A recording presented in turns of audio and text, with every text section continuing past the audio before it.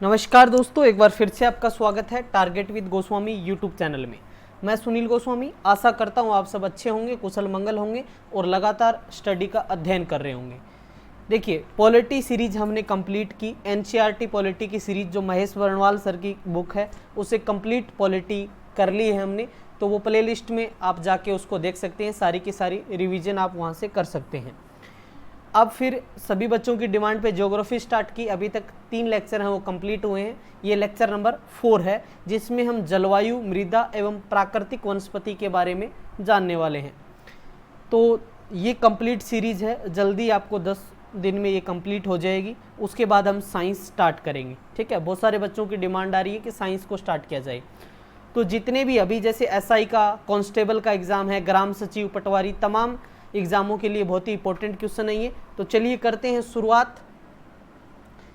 तैरना सीखना है तो पानी में उतरना ही होगा। तैरना सीखना है तो पानी में उतरना ही होगा। किनारे बैठकर कोई गोताखोर नहीं बनता। यदि आपको एग्ज़ाम क्रैक करना है तो आपको मेहनत करनी पड़ेगी, वो सिर्फ आप कर सकते हैं। जितना आप अच्छे तरीके से पढ़ेंगे उतना ही अच्छा रिजल्ट आपको मिलेगा। तो चलिए, और बता देता हूँ आपको कि target with Goswami play store पे अवेलेबल है। आप जाइए और इसको डाउनलोड कीजिए और सारे के सारे नोट्स पीडीएफ के रूप में फ्री में आप यहाँ से डाउनलोड कर सकते हैं। चाहे आप हरियाणा करंट अफेयर की बात करें या नेशनल करंट अफेयर की बात करें या फिर ट्रिक्स की बात करें या सब्जेक्ट वाइज पीडीएफ हैं, वो तमाम चीज़ें इसमें अवेलेबल हैं। तो जाइए और प्ले स्टोर से डाउनलोड करके सारा मैटर आप यहाँ से जो है विदाउट कोई फीस के आप यहाँ से ले सकते हैं।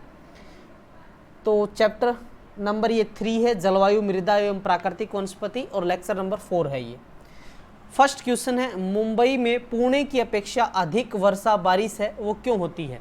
यहाँ पर मुंबई में पुणे की अपेक्षा जो है अधिक वर्षा होती है, ऐसा क्यों है? मुंबई में पवना जो पवनाभिमुखी है। पूना या पुणे अधिक ऊंचाई पर है। मुंबई एक तटीय शहर है। पुणे में मुंबई की अपेक्षा वनस्पति अधिक है। कौन सा कारण है? तो राइट तो होगा, मुंबई जो है पवनाभिमुखी है। क्या मतलब होता है? देखिए, पुणे तथा नागपुर जो है, हम बात करें सबसे पहले मुंबई में जो है पुणे की अपेक्षा है अधिक वर्षा होती है। पुणे की बात करते हैं या पूना बोलते थे जिसे। देखिए, पुणे तथा नागपुर पश्चिमी घाट के पूर्वी भाग में पवनाभिमुखी ढाल एवं वृष्टि छाया प्रदेश में स्थित है। इस क्षेत्र की ऊंची ऊंची पर्वत चोटियों के कारण मानसूनी हवाएं हैं जो इन क्षेत्रों में नहीं पहुंच पाती हैं। तो इस कारण क्या है, यहाँ वर्षा जो है कम होती है। और मुंबई है वो पवनाभिमुखी है। देखिए, पुणे तो क्या है, विमुखी है, और ये क्या है, भिमुखी है, ढाल पर स्थित है, एक तटीय क्षेत्र है। इस कारण यहाँ आपको पता है कि बारिश ज़्यादा होती है। किसी पर्वत श्रेणी के जो विमुखी है उसमें क्या होता है कि हवाएं जिस ढाल के सारे नीचे उतरती हैं और वहाँ पर स्थित क्षेत्र जहाँ औसत वर्षा अपेक्षाकृत कम होती है। देखिए, रेन शैडो एरिया बोलते हैं, वृष्टि छाया प्रदेश कहलाता है। और पवनाभिमुखी ढाल पर आर्द्र हवाएं ऊपर उठती हैं और उनके सघन से इस भाग में बारिश है वो अधिक भारी बारिश हो जाती है। ठीक है, तो ये ध्यान रखना है।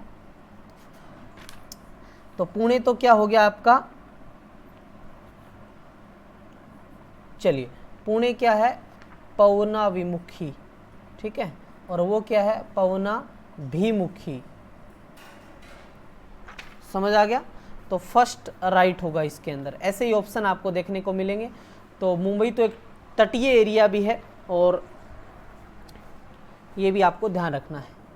अगला क्वेश्चन है, भारत की जलवायु पर निम्नलिखित में से किसका प्रभाव नहीं पड़ता? मानसून का, गल्फ स्ट्रीम धारा का, भूमध्य रेखा का, हिंद महासागर के अस्तित्व का।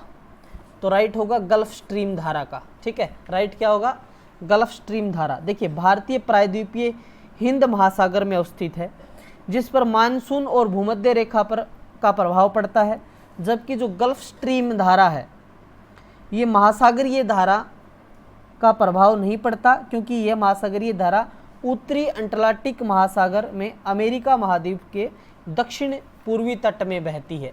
तो इसलिए जो है इसका प्रभाव नहीं पड़ता है, ये आपको ध्यान रखना है। ठीक है, अमेरिका के महाद्वीप के दक्षिणी पूर्वी तट में पर बहती है ये, जो इस कारण है हमारे यहाँ पे इसका इफेक्ट नहीं होता है।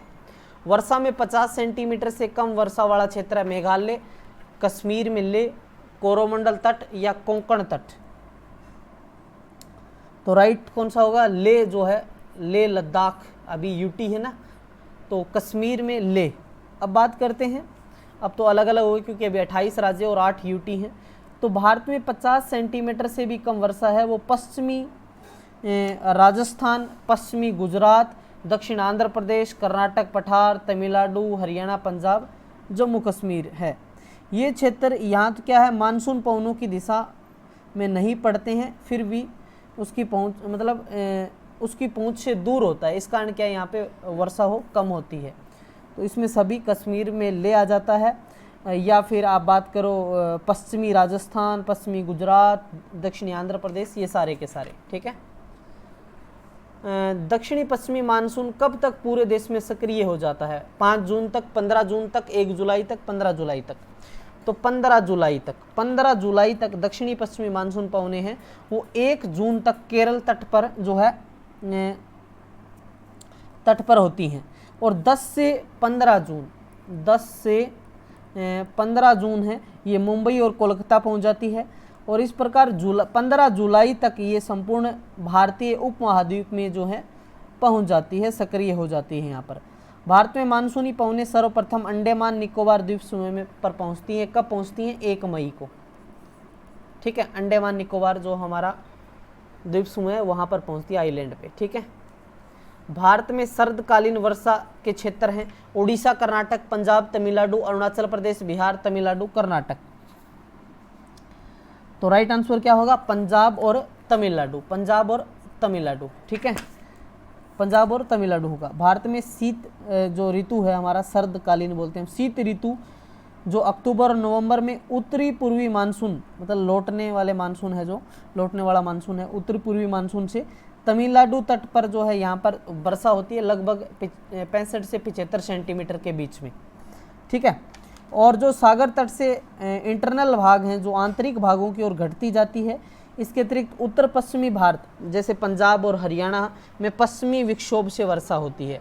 ये भी पूछा जा सकता है कि हरियाणा और पंजाब में कौन सी विक्षोभ से वर्षा होती है? पश्चिमी विक्षोभ से।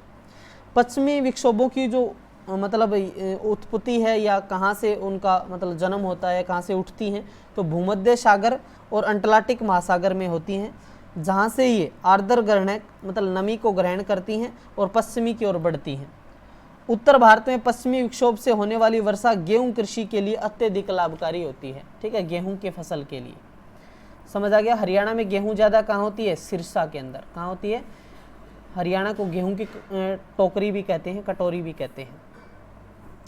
निम्न भारतीय मिट्टियों में से कौन बेसाल्ट लावा के अपक्षय जो है के कारण निर्मित होती हैं? जलोढ़ मिट्टियाँ, लेटराइट मिट्टी, लाल मिट्टी, रेगूर मिट्टी। बेसाल्ट लावा के कारण जिनका निर्माण होता है तो वो कौन सी मिट्टी होती है? तो वो होती है रेगूर मिट्टियाँ। कौन सी मिट्टियाँ होती हैं? रेगूर, ठीक है, रेगूर सोयल होती है ये। भारत में रेगूर मिट्टियों का निर्माण है बेसाल्ट लावा, ठीक है, के अपक्षय के कारण हुआ है। इसे काली मिट्टी, कपास मिट्टी या उष्णकटिबंधीय मिट्टी के नाम से भी इसको जानते हैं। दक्कन पठार के ऊपरी जो भाग हैं विशेष रूप से महाराष्ट्र हो गया, मध्य प्रदेश हो गया, गुजरात हो गया, कर्नाटक हुआ, यहाँ ये मिट्टी पाई जाती है। और काली मिट्टी आपको पता है जिसमें कपास ज़्यादा होती है, गुजरात क्षेत्र में पड़ती है ना, तो ये उन्हीं भाग में मिलती है। भारत में निम्नलिखित में से किस प्रकार का वन सर्वाधिक वृक्ष क्षेत्र में पाया जाता है? पर्वतीय आर्द्र शीतोष्ण वन, उपोष्ण शुष्क सदाबहार वन, उष्णकटिबंधीय शुष्क पर्णपाती वन, उष्णकटिबंधीय आर्द्र सदाबहार वन। देखिए वन सबसे ज़्यादा हम बात करें तो हम एमपी की बात करते हैं, और सबसे कम की बात करते हैं तो हरियाणा की बात करते हैं, ठीक है। अब यहाँ पर बात हो रही है कि निम्न में से किस प्रकार के वन सर्वाधिक वृत्त क्षेत्र में पाए जाते हैं? तो ये पाए जाते हैं उष्णकटिबंधीय शुष्क पर्णपाती वन। सी इसमें राइट होगा आपका। उष्णकटिबंधीय शुष्क पर्णपाती जिनमें पतझड़ वन होते हैं जो भारत में सर्वाधिक क्षेत्र में विकसित हैं। सागौन हो गया, साल, इन साल के जो वृक्ष हैं इन वनों में महत्वपूर्ण होते हैं। उष्णकटिबंधीय आर्द्र पर्णपाती वन दूसरा सर्वाधिक क्षेत्र में विस्तार वाला वन है। इस दोनों वनों को सम्मिलित रूप से मानसूनी जो मानसून फॉरेस्ट कहा जाता है इनको, ठीक है, क्या कहा जाता है? Monsoon forest. भारत में निम्नलिखित में से वह कौन सा फसल चक्र है जो जून जुलाई में प्रारंभ होता है और जिसमें धान, जवार और बाजरा आदि मुख्य फसलें उगाई जाती हैं। वर्षा ऋतु, रबी, खरीफ या शीत ऋतु, बताना है आपको। तो राइट आंसर आपका क्या होगा, खरीफ की फसल होता है। कौन सी, जिसमें हम धान बोते हैं, जो चावल होते हैं, राइस होते हैं, धान का कटोरा कहते हैं करनाल शहर को, ठीक है। तो हरियाणा में कहते हैं करनाल। तो खरीफ की और रबी की फसल में क्या बोते हैं, हम गेहूं बोते हैं, ठीक है, चना बोते हैं ना, सरसों बोते हैं। तो यहाँ आपका क्या हो गया, धान हो गया, कपास हो गया, ठीक है, ये बोते हैं हम। समझ आ गया, क्लियर है यहाँ तक, किसी प्रकार का कोई डाउट नहीं होगा आपको। तो वर्षा ऋतु में उगाई जाने वाली, हम बात करें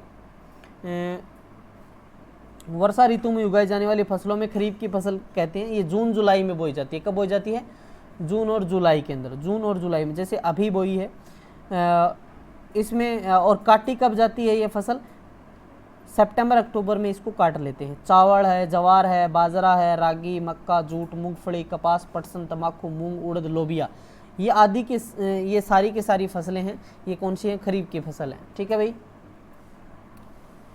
अगला है, भारत की लेटराइट मिट्टियों के बारे में निम्नलिखित में से कौन सा कथन सत्य है, सही है। तो इन मिट्टियों में जो है टेपियोका और काजू अच्छी उपज होती है, ये इसमें आपका जो है राइट होगा, ठीक है। राइट क्या होगा, इन मिट्टियों में टेपियोका, काजू की अच्छी उपज होती है, याद रखना है। लेटराइट मिट्टी के अंदर क्या उपस्थित होता है, लो ऑक्साइड होता है इसमें, ठीक है, लो ऑक्साइड होता है इसमें, और इसके कारण क्या, लाल रंग की होती है लो ऑक्साइड के कारण। और ये मिट्टी लो और एल्यूमिनियम में समृद्ध होती है, जबकि इसमें नाइट्रोजन, पोटास, चूना, जैविक पदार्थ, इसमें ये जो हमस होते हैं ये कम होते हैं इसमें। इस मिट्टी में काजू और कसावा, जैसे क्या बोलते हैं, कसावा क्या होता है, ये टेपियोका बोलते हैं जिसको, आदि फसलों के उत्पादन के लिए अच्छी होती है।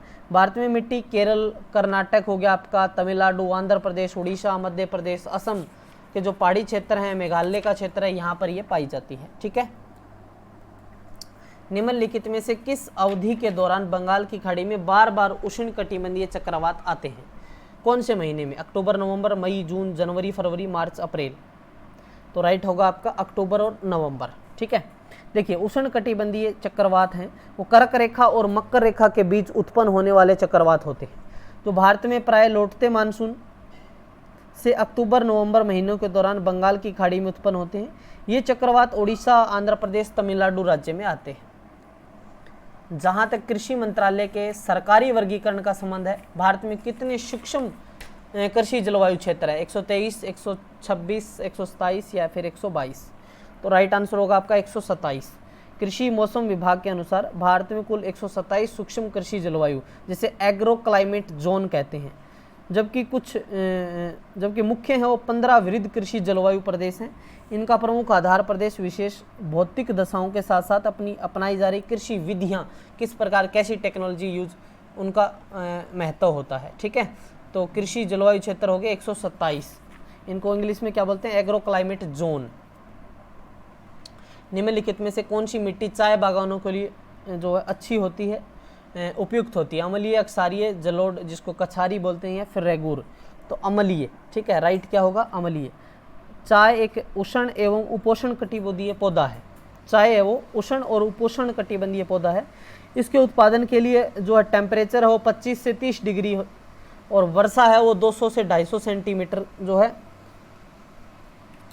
वर्षा होनी चाहिए, आवश्यक जरूरी है इसके लिए कृषि के लिए गहरी, सुप्रवाहित, अम्लीय और उर्वर मिट्टी की आवश्यकता होती है, जिसमें फास्फोरस, पोटास, जो हाम्यूस या लोहांस पर्याप्त मात्रा में होना चाहिए। दार्जिलिंग, नीलगिरी की पहाड़ियाँ चाय बागानों के लिए प्रसिद्ध है।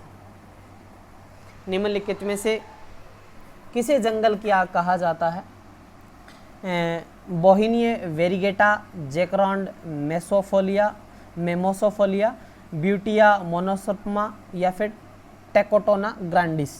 तो राइट होगा आपका ब्यूटिया मोनोसर्पमा, ठीक है, सी राइट होगा।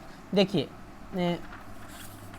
हम बात करें जो ब्यूटिया मोनोसर्पमा है, पलास नामक वृक्ष के लाल रंग के आकर्षक फूलों के कारण इसे, देखिए पलास का जो होता है इसको क्या ब्यूटिया मोनोस्पर्मा कहते हैं। देखिए, पलास नामक वृक्ष के लाल रंगों के आकर्षक फूलों के कारण इसे जंगल की आग, हम फ्लेम ऑफ द फॉरेस्ट भी कहा जाता है। पलास के फूल को उत्तर प्रदेश का राजकीय पुष्प घोषित किया गया, इंपॉर्टेंट है ये। या फिर पलास जो होता है इसका साइंटिफिक ब्यूटिया मोनोस्पर्मा कहते हैं इसे, ठीक है।